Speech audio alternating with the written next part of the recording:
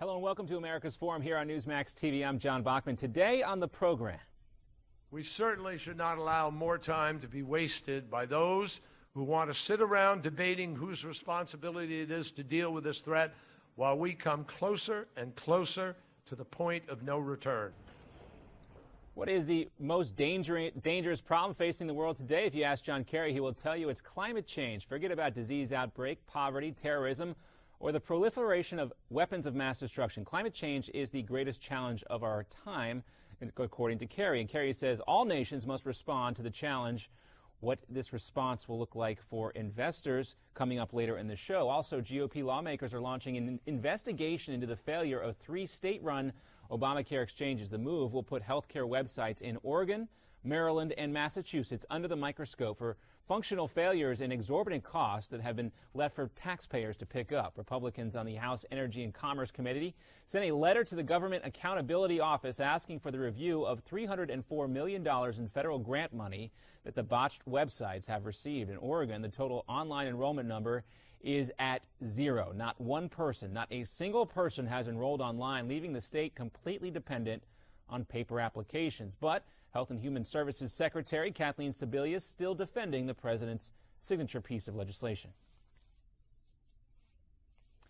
All right, taking a close look at this poll here from Gallup right now. Jobs and unemployment back at the top of the list of problems facing Americans. According to a brand new Gallup poll, most Americans, 1 out of every 4, rank this issue as their gravest concern. The economy ranks number 2, with 20% saying that is the biggest problem. Not a very good picture when you combine the two. The government and politicians had topped the list since the shutdown in October, according to Gallup, but concerns about the government and at least measures by responses to the open-ended questions have since faded on that issue. Since then, the jump was most pronounced among Republicans, from 11% jumping up to 24% this month compared to last. Joining me right now to discuss this is financial expert and investment advisor Peter Schiff, and also with us is Jeff Yasteen as well. Peter, good to have you with us.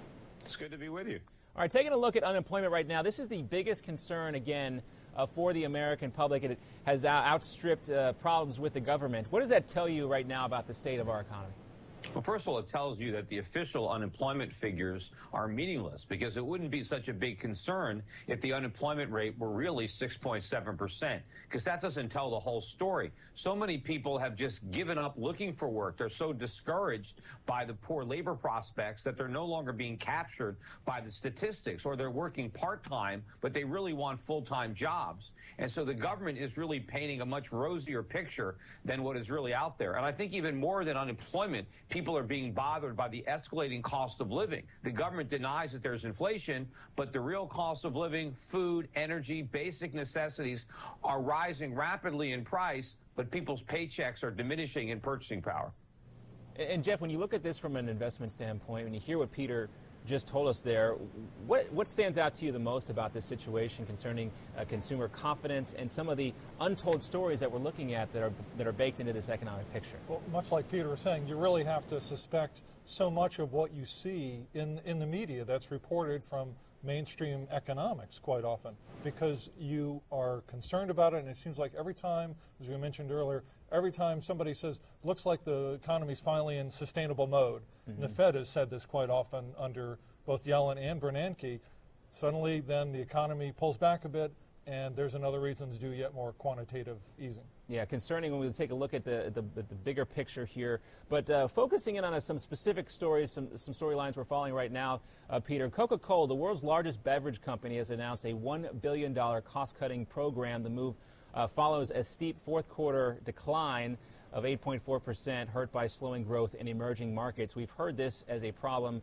in the bigger economy as well, problems in these emerging markets. And as Managing Director Terry Davis apologized to investors after a $404 million write-off at Coke's packaged food unit drove profit to its lowest level since 1992. Peter, when you take a look at Coca-Cola here, what is the bigger picture? Is this an issue with emerging markets, or is this a problem with the company itself?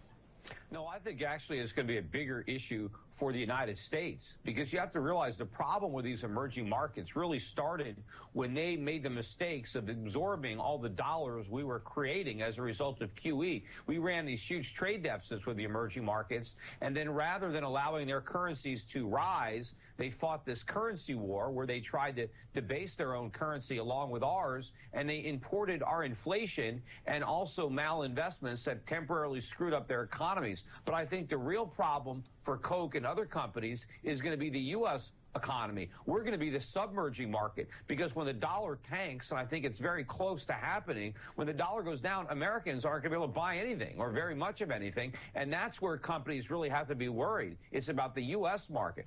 Peter, do you think that this is sort of the tip of the iceberg, so to speak, the news we see from Coke, and certainly so many U.S. multinationals have their profits, in some cases a pretty big majority of those profits, come in from overseas? Well, I still think the bigger problem is domestically. And look at all the companies that are reporting bad earnings here in the United States. You know, McDonald's reported a couple of weeks ago they did much better overseas, but they had a 3% drop in sales here in America. So I think it's America that's going to be the problem, because Americans are broke. We have no savings. We're leveraged up to the hilt. We're borrowing money just to keep our economic heads above water. The rest of the world isn't in that bad a shape. They actually have savings. They are working. They are producing. So they're going to be enjoying a appreciating currency market. They're going to be able to buy a lot of these products. It's the Americans where the party is over. We're not going to be able to shop. Let's take a look, Peter, at another stock story that we're following kind of closely. It was just announced that Apple, the tech giant, is laying the groundwork to go beyond just making these consumer electronic devices. They're going to start considering a foray into cars, perhaps even the medical device industry. The move comes as smartphone and tablet sales have started to slow down. Sources claim that Apple is seriously exploring sensor technology that can help predict heart attacks by studying the sound blood makes as it flows through arteries. A lot of people like Apple as a company. What do you think about their move potentially going into the medical device field? Well, first of all, I don't know about the concept of an iCar. I read the story that they had met with Tesla at some point. But look, medical devices, you know, I don't know, maybe they can get out of their bailiwick and start expanding, or maybe not. Maybe it's a sign that there could be some problems. I know Apple does certain things very, very well. Whether they're going to do other things well, I don't know. I mean, I don't know if this is something that Steve Jobs would have gotten involved in, but we'll have to see. You know, it's an innovative company. Whether they can make innovations in that area, but it might be a warning that if they think their core businesses aren't growing anymore and they're stretching to try to figure out where they're going to continue to get the earnings growth, it might be something to be concerned about as a stockholder. Yeah, and I want to get your take on this real quickly, Jeff. Is this a troubling sign that Apple might be moving beyond its core business, signaling that the saturated market of smartphones and tablets may not be that revenue source that they had always relied on it to be? I'd be a little worried. I mean, whenever you see a company moving out of its core area into something else, it's always fraught with risk, even for a company as adept as Apple has been. And Peter, as we look at this as a whole, Apple has been an important part of a lot of 401ks as the stock price has climbed over the last few years, even some turbulence in there. People might be holding on to the stock that they might not know it. What do you suggest those folks do? Well, you know, I mean, I don't know that they have to run out and sell their Apple. I mean, in general, I think people need to be overweighted in foreign stocks. I mean, we have an underweighting in the U.S., and, you know, we own shares of Apple in the only U.S. fund that I manage, although we're underweighted in it. It has been a pretty big a component of the U.S. stock market. So there might be other companies that are in a lot more trouble than Apple. I mean, there are a lot of companies that I think have ridiculous valuations, you know, nosebleed valuations reminiscent of the dot-com bubble. So, you know, other stocks might even be in more trouble than Apple. But in general, I think people have to look beyond the U.S. to try to get out of really what's going to be a much worse financial crisis than what happened in 2008. It's going to be a dollar crisis, ultimately a treasury bond crisis, and people need to look abroad and own real hard assets through stocks.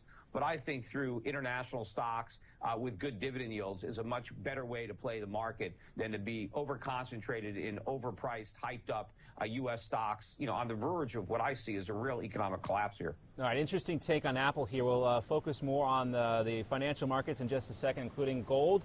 emerging stocks on the rise, and plus 2014 fund investors, what those folks are looking at as well when we continue here on America's Forum on Newsmax TV. Peter Schiff will be back with us. Jeff Yasteen will be back with us as well coming up. But we want to, of course, get your take on all this, what our discussion that we're currently having here on America's Forum. You can tweet me directly at JohnB_Newsmax or at Newsmax TV, hashtag America's Forum. Don't go away. We have much more to come from Peter Schiff and from Jeff Yasteen when we come right back after this.